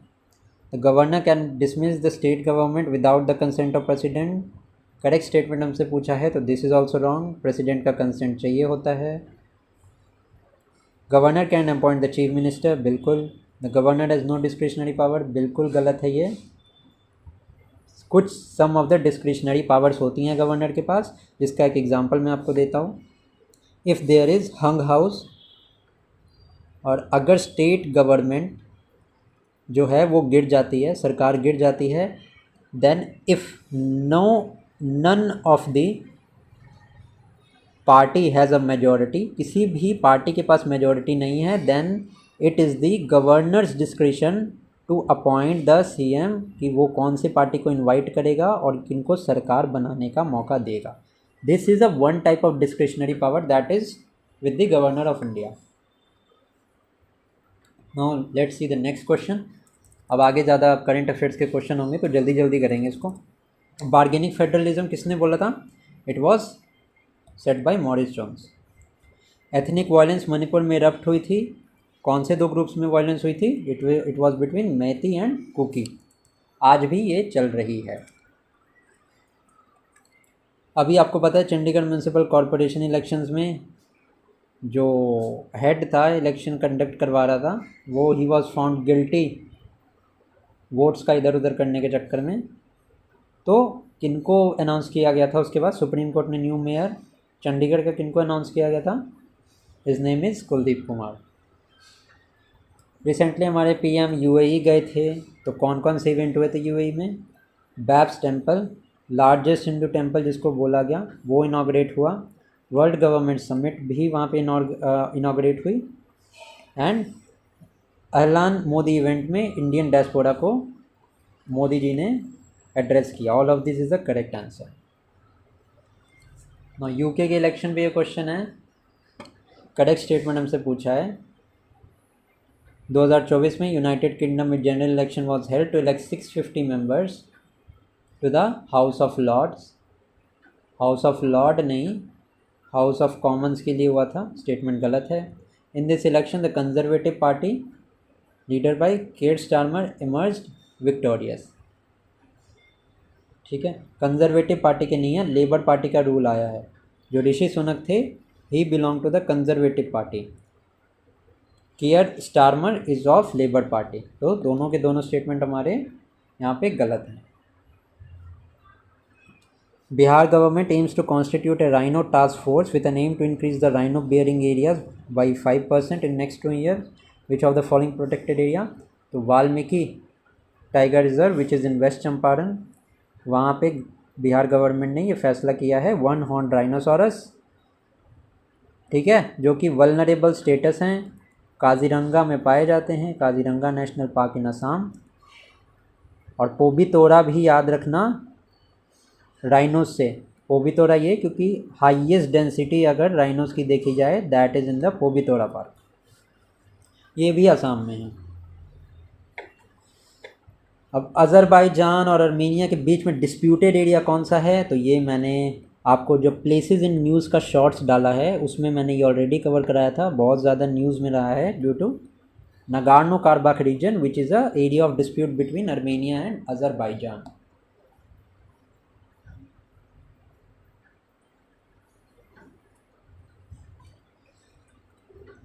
इंडिया ने अपना सेकंड स्पेस पोर्ट कहाँ इस्टेब्लिश किया है with aim to launch satellite launch vehicles? तो जो ये पोर्ट है, पहला पोर्ट जो है वो श्रीहरिकोटा में है, ये ध्यान रखना। एंड सेकंड पोर्ट तमिलनाडु के कुलासेकरापट्टनम में है। Manju Prasad project higher secondary school recently inaugurated in Bakhtiyarpur is named after the wife of late, किनकी वाइफ के पीछे? तो इनका Nitish Kumar. Which of the following teachers from Bihar was not honoured with the National Teachers Award? किनको National Teachers का award नहीं मिला था? इट वॉज विनीत कुमार, जिनको ये अवार्ड नहीं मिला है। अनिल कुमार सिंह, कुमारी गुड्डी एंड द्विजेंद्र कुमार को ये अवार्ड मिला गया है। सांची से ध्यान रखना, सांची अभी न्यूज़ में है। एक तो बुद्धा स्तूप है यहाँ पे, सांची स्तूप, ठीक है। ऑल्सो एक फैक्ट सांची से याद रखना कि ये बुद्धा के लाइफ इवेंट से रिलेटेड नहीं है। कोई भी बुद्धा का लाइफ इवेंट सांची में नहीं हुआ था कि जिसकी वजह से यहाँ पे स्तूपा बनाया गया। तीसरा, फर्स्ट सोलर सिटी है सांची। ये क्वेश्चन में यही कैच है, इनकरेक्ट स्टेटमेंट पूछा है, थर्ड सोलर सिटी बोला है, बट कि Sanchi is the first solar city of India. Question number 96 है, Which Arab astronaut recently celebrated International Yoga Day on the International Space Station by performing a lotus pose Padmasan? It was Sultan Al Nayadi. Bihar Higher Judicial Service Amendment Rule and Bihar Civil Services Recruitment Rules, the quota of reservation in the lower judiciary has been raised to बढ़ा के 60% कर दिया गया है।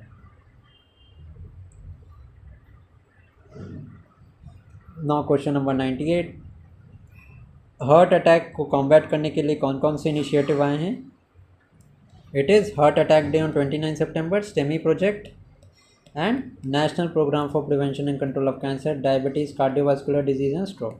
1, 3 and 4 हमारा 98 का सही आंसर है।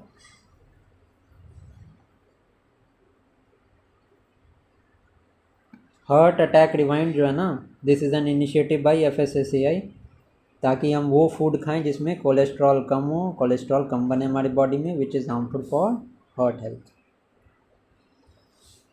Freest economies of the world as per the Economic Freedom of the World report release by Fraser Institute, तो it is Singapore, world freest economy.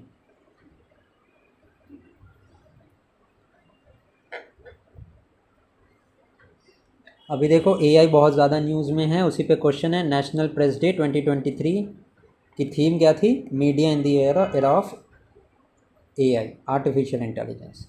Which among the following operation have been launch to curb the illegal trade of timber? तो timber के trade के लिए operation शेषा, ठीक है, ये किया गया है लॉन्च। ये रिलेटेड है Seshachalam forest which is in the border of Andhra Pradesh and Karnataka, ये भी ध्यान रखना। Anthurium is a 2 day long festival observed in which of the following state.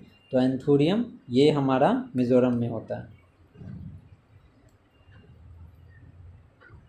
बोचा सन्यासी श्री अक्षर पुरुषोत्तम स्वामी नारायण संस्था कौन से ईयर में इस्टेब्लिश हुई थी? ये रिलेटेड है babes Hindu temple, first Hindu temple in UAE. ये हमारी फॉर्म हुई थी 1905 में। 1905 में पार्टीशन ऑफ बंगाल भी हुआ था, ये भी याद रखना। आप मुझे कमेंट सेक्शन में बताना कि पार्टीशन ऑफ बंगाल को ख़त्म कब किया गया था, कौन सी ईयर में किया गया था। Prithvi Vigyan scheme is the scheme by which of the following ministries of India.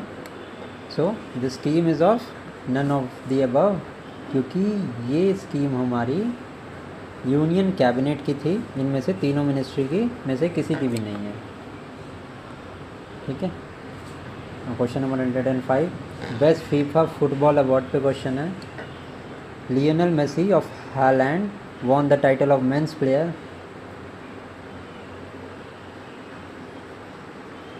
won the men's player of the title award।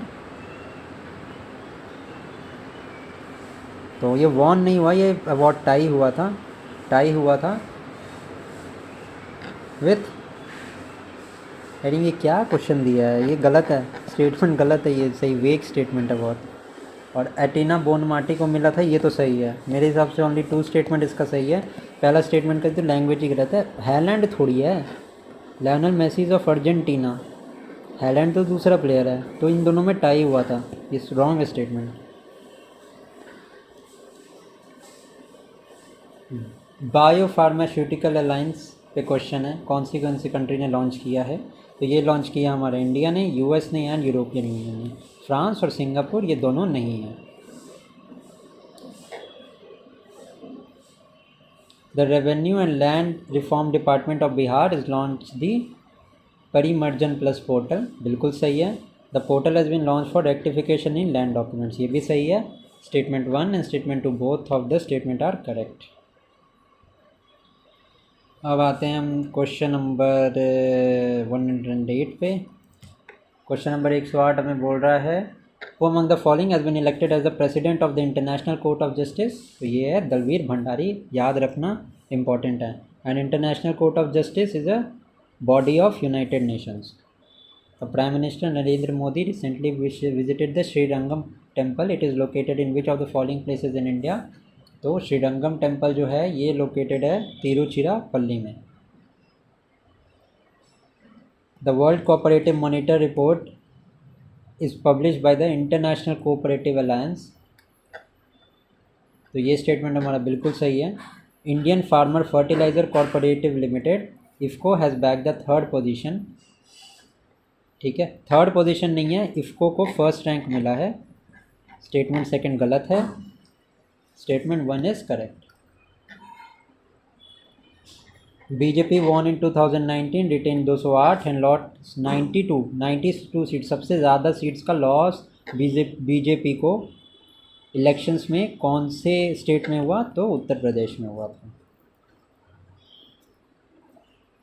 Bio in India's first app based 100% electric bike taxi service launched in collaboration with Bykozy Ecotech, it has been launch among the which of the following state. कौन से state में launch हुई है?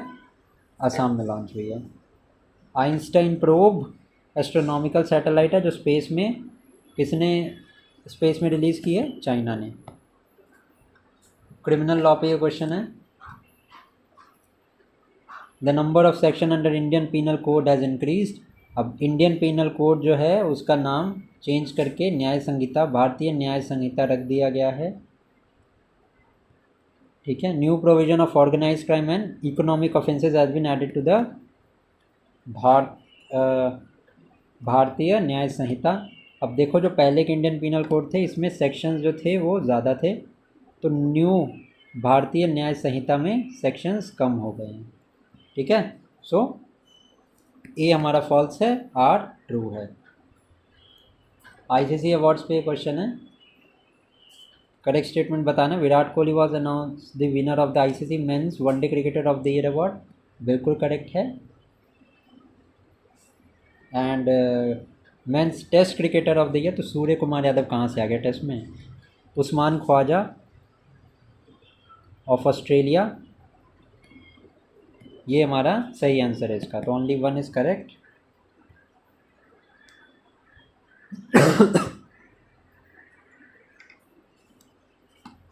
Soldiers of which district of Bihar participated in the White Rebellion in the reign of Robert Clive? Munger के soldiers ने part लिया था।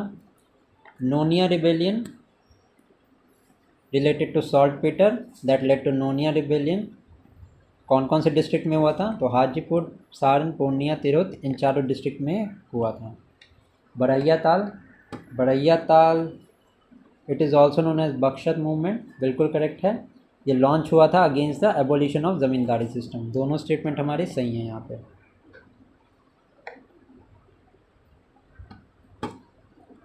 Under leadership of which of the following salt Satyagraha movement was launched in Saran and Champaran? तो बिपिन बिहारी वर्मा के under ये salt सत्याग्रह शुरू हुआ था। Which region of Bihar was named at Tughlaqpur during the reign of Mohammad Tughlaq? तो ये था तिरहुत का एरिया जिसका कि नाम तुगलकापुर रख दिया गया था। अब टॉम्ब ऑफ शेरशाह से क्वेश्चन है, it was made up of red sandstone, बिल्कुल करेक्ट है।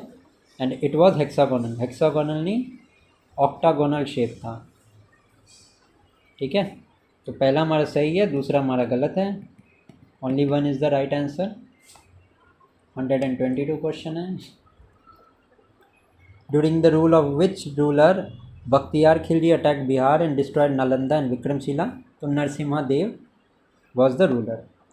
A police law Yule rule was introduced in 1856 with the help of George Yule was the commissioner of Bihar. ये कौन से एरिया के commissioner थे George Yule? He was commissioner of Bhagalpur. Kesariya stupa situated in the East Champaran was discovered by which of the following? So it was discovered by Colonel Mackenzie.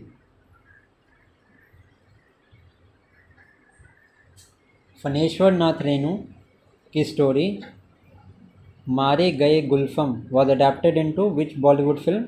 तीसरी कसम थी Bollywood film का नाम जिसमें इस स्टोरी को adopt किया गया था।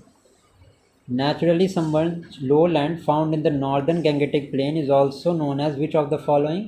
It is known as chaur in Bihar. कौन सी, यहाँ पे हमसे पूछा है कौन सी बाउंड्री जो है वो डिटरमाइन नहीं करती है बिहार एंड यूपी का बॉर्डर?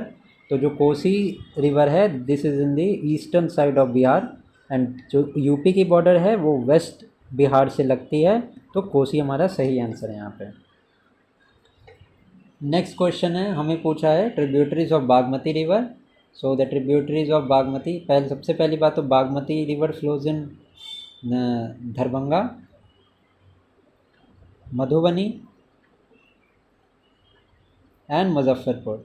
ठीक है, एंड इसकी जो ट्रिब्यूटरीज हैं इनका नाम है लखनदेई, शकना एंड जमुने। ठीक है, अब 129 क्वेश्चन है, करेक्टली मैच बताना है। टेयोर कैनाल जो है वो ईस्ट चंपारण में है, सकरी कैनाल मुंगेर में है, जो ढाका कैनाल है ये ईस्ट चंपारण में है और कमला कैनाल जो है वो ये दरभंगा में है। ठीक है, सो 1 and 2 इज़ राइट। अब क्लाइमेट ऑफ बिहार के ऊपर क्वेश्चन है। बिहार एज ए ह्यूमिड सब ट्रॉपिकल क्लाइमेट, बिल्कुल सही बात है। Receives maximum rainfall from the north east monsoon, नहीं, नॉर्थ ईस्ट मानसून से बेनिफिट होता है कोस्टल एरियाज ऑफ साउथ। ठीक है, बिहार को सबसे ज़्यादा बेनिफिट होता है साउथ वेस्ट मानसून से। तो सेकंड स्टेटमेंट हमारा गलत है, 1 and 3 is right. South Bihar is most vulnerable to, correct statement हमसे पूछा है, नहीं ये भी गलत है, 1 only इज़ द सही answer.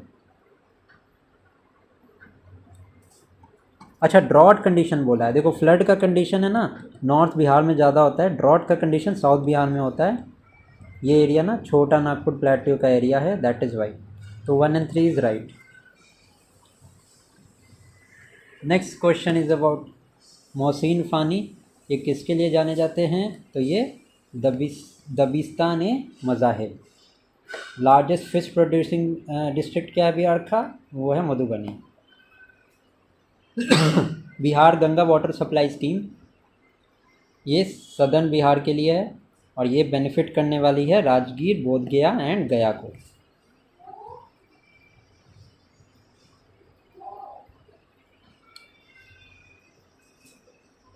Which consider the following pair. अप्सागढ़, ये जो फोर्ट है ये हमारा पूर्णिया में नहीं नवादा में है। जगदीशपुर फोर्ट हमारा आरा में है, करेक्ट है। जलालगढ़ फोर्ट ये हमारा पूर्णिया में है। Katragarh fort is in Muzaffarpur. तो इस हिसाब से हमारा करेक्ट आंसर हो जाएगा 2 and 4। In which of the following festival goddess Mansa Devi is worship. तो ये वर्शिप की जाती हैं बिहुला में।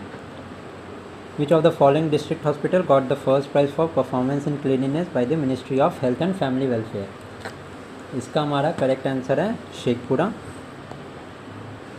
पावर विद इन के बारे में क्वेश्चन है, सिग्निफिकेंट बुक ये किस पे लिखी गई है? So it was written on the topic leadership legacy of Narendra Modi. Which Indian actor was recently honoured with gold coins by Paris Grand Museum. तो ये मिला है शाहरुख खान को। Wrestle for the glory CSR initiative, ये इंडसइंड बैंक का है।